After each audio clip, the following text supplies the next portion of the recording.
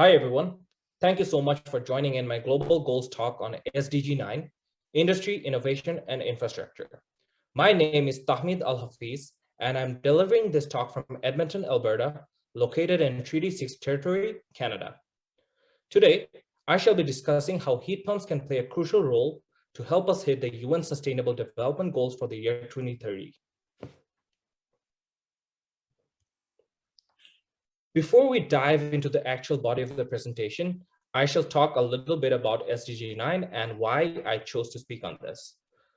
SDG 9, also sometimes referred to as III, stands for Industry, Innovation, and Infrastructure. The goal is to build resilient infrastructure, promote inclusive and sustainable industrialization, and foster innovation. I'm a third-year environmental engineering student at the University of Alberta, and I'm heavily involved in environmental sustainability initiatives and research on campus. One of my inspirations is to promote the widespread implementation of sustainable design and eco-friendly engineering methods on a global scale. So naturally, SDG 9 has been the core field of research interest for me since the very beginning of my engineering journey. There is no debate on the fact that our planet is changing, and not in a positive way. Our world leaders have made a bold move by signing the Paris Agreement to cap the increase in global average temperature to 2 degrees centigrade above pre-industrial levels and pursue efforts to keep it below 1.5. To have a chance of limiting warming to 1.5 degrees, global emissions must halve by 2030 and reach net zero by 2050. But sadly, neither Canada nor the world appears to be on track to meet these goals. With all the current policies in effect, it is projected that Earth may be up to 3.7 degrees warmer than pre-industrial levels by 2050, or around 3 degrees if all current pledges are maintained. Experts believe that not meeting these goals would prove to be disastrous for all life on Earth, and we're already feeling the effects. Well, climate change is not knocking on our doors. It's already inside our houses. The devastating wildfires in California were regularly headlining the news in the last 2 years. Massive cities like Cape Town or Bangalore were on the brink of hitting day zero. Horrible droughts are starting to seem like a common phenomenon in southwestern US. And last summer in Canada, we experienced one of the worst heat waves in our history. If you are living in Canada or the northern US, there is a 70% chance that you have a machine like this in your basement or apartment complex. These are traditional gas boilers and heaters that we have used for decades to heat our houses, offices, or schools during winter. Even though they're very reliable pieces of machinery, the sad fact is that they run on fossil fuels and contribute very heavily to climate change. You'd probably be surprised to know that home heating in Canada accounts for approximately 60% of our annual energy usage, and that too for only running 5 months in winter.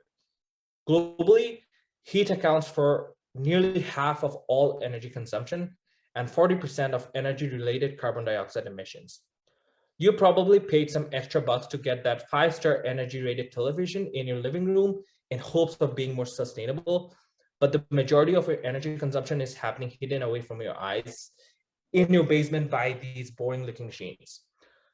Compared to heating, all the other electronic devices in an average household account for only 17% of our annual energy usage. From this chart, which shows the CO2 footprint of all heating solutions, we can see that traditional gas boilers produce a rather alarming amount of carbon dioxide for the amount of energy per kilowatt hour produced. Now, compare that to air source heat pumps. They are 3 to 5 times more efficient and emit way less than half the amount of greenhouse gases. And that is only if they're not running on renewable energy. Since about 2/3 of the annual energy consumption in most households is still dependent on fossil fuels, this needs to change, and it needs to change soon. And that is where heat pumps come in. Now coming to the fun part, what is a heat pump? A heat pump is a heating, ventilation, and air conditioning system that can be installed in your homes. They are usually of two types. ground source and air source, with the latter being more common. Like an air conditioner, it can cool your home, but it's also capable of providing heat. They're powered by electricity and they work similar to the refrigerator to transfer heat using a refrigerant. Heat pumps generally consist of an internal and an external unit. And this humble looking machine that you see on the slide, it is an ultra realistic rendering of an external unit of a heat pump.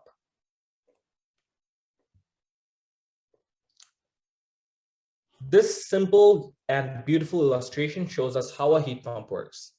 Unlike what the name suggests, a heat pump does not actually generate heat. In cooler months, a heat pump pulls heat from the colder air outside and transfers it indoors.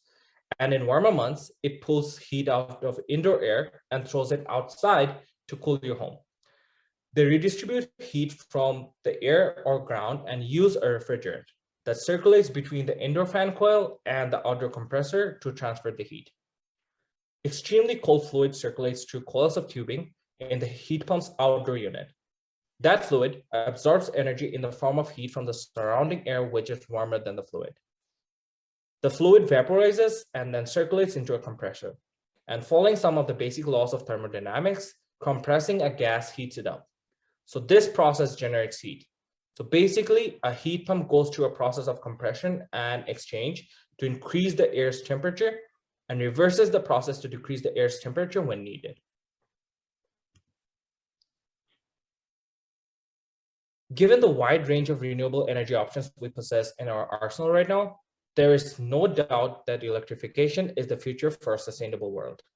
Heat pumps require some electricity to run, but it's a relatively small amount. Since heat pumps are fully electrified systems, means we can completely ditch fossil fuels if we are running them from renewable energy sources like hydro, solar, wind, or nuclear. Modern heat pump systems can also transfer 3 to 4 times more thermal energy in the form of heat than they consume in electrical energy to do this work. This makes them at least 3 times more efficient than traditional boilers. Despite all the benefits, electrification in space heating has been a rather overlooked matter since it does not sound as exciting as getting a new Tesla car. Here are some agitating news cuttings from CBC, highlighting the heat wave in BC and Alberta last summer. Given the fact that climate change has already brought an unprecedented change in global temperature, it can now actually be more lucrative for Canadians to snap up a heat pump as it can also cool their homes in the hotter months. Scientists also predict that many more cities in North America will require some form of artificial cooling by the year 2050. By now, we all recognize that this process to warm homes is far greener and cleaner than natural gas. And we expect that soon the economics will add up too. At this moment, yes, the upfront cost of installing heat pumps seems quite high compared to the existing gas-based solutions. In Canada, the median cost of installing a high-efficiency propane or natural gas furnace is about $3,900 compared to about $6,800 for an electric heat pump. But in slightly less colder climates, it can actually be cheaper to run heat pumps on electricity than furnaces on gas, which makes it an absolute no-brainer in my opinion. I bet you're thinking that if heat pumps are this revolutionary new green technology, then why are we not seeing a mass movement to install heat pumps in every household? Well, like all good technologies, heat pumps do have their fair share of limitations. But firstly, heat pumps are not actually any new technology. People have been widely using it to cool and warm their houses around Asia, Southern US, the Latin Americas for decades. Especially if you go to South Asia or the Middle East, heat pumps are actually a very common sight there. This technology has surely progressed and matured over time, but the biggest challenge is still confined in warming houses in extreme climates. Now, in many places in Canada, including my very own city, Edmonton, it is not uncommon for temperatures to dip well below -40 degrees. These are the situations where the heat pump falls short of its potential. Some people can complement heat pumps with an additional gas furnace, well, as a backup for the coldest of days, I mean, yes, it is not a proper viable solution, especially not economically if you think about the upfront investment of installing two different heating systems, but it's still more eco-friendly solution than running a gas furnace throughout. But the promising fact is the next generation of air source heat pumps can warm interior spaces even when it's minus 25 degrees outside. Let's not forget that absolute zero is 0 Kelvin or minus 273 degrees centigrade. So there's still plenty of heat to be squeezed out of from the air, even if it's minus 25 degrees outside. Some of these newer, more powerful heat pumps are under development, and a few have already hit the market, even though they can be quite costly right now. Aside from that, geothermal heat pumps can be a solid alternative in extremely cold regions. These systems leverage the fact that ground temperature is always warmer than the air in winter. And they also tend to cost more, since installing them can be tricky as it involves excavation to bury tubing underground. But on a positive note, geothermal systems also reduce electricity use. Now, my argument about trying to convince people to shift to heat pumps would be put to shame if we were still burning fossil fuels to generate the electricity to power them. Thankfully, we live in a country which is a world leader in green electricity alongside the Scandinavian countries like Sweden, Norway, or Denmark. Canada produced about 650 terawatt hours of electricity in 2018, and about 75% came from carbon-free resources like renewable or nuclear. The United States is still lagging behind in this space, as not more than 40% of the entire production is green. A whopping 61% of Canada's entire electricity generation in 2018 was from hydropower, and a significant 15% coming from uranium-fueled power plants. BC and Ontario lead the way in renewables, as the majority of the electricity comes from hydro and tidal. Unfortunately, here in Alberta, we still produce almost all of our electricity from natural gas or coal, but we really hope to see that change for the good in future. Let's have a look at the yearly weather reports of two of the biggest Canadian cities, Toronto and Vancouver. Analyzing the data of the average monthly temperature in our largest city, Toronto, it can be seen that January and February are the coldest months, and the minimum average temperature hovering around minus 8 degrees for those 2 months. Coming to the biggest city on the West Coast, Vancouver sees a minimum monthly average temperature of 2 degrees during the coldest months of December and January. Even though sometimes temperatures do dip to around minus 15 degrees in Toronto, both these cities show ideal conditions to transitioning to heat pumps for space heating. And only these two cities account for approximately 9.5 million people living in them. So the residents there can certainly lead the change in our shift towards electrification of space heating. Heat pumps are currently used in 5% of heating systems worldwide, a share that will need to increase to at least 1/3 by 2030 to resonate with SDG 9 and much higher to reach net zero emissions by 2050. According to 2017 statistics, the heat pump market share in Canada was only about 4%, and fossil fuel-based heaters dominated more than 65% of the market. But on a positive note, people are gradually becoming more welcoming towards heat pumps. From the years 2000 to 2016, most Canadian provinces have seen a very promising growth in the number of heat pump installations in their homes. The latest year in data shows a whopping 750,000 new heat pumps installed Canada-wide in 2016. Ontario and Quebec visibly lead the way here, with BC and Alberta not too far behind given their comparatively smaller populations.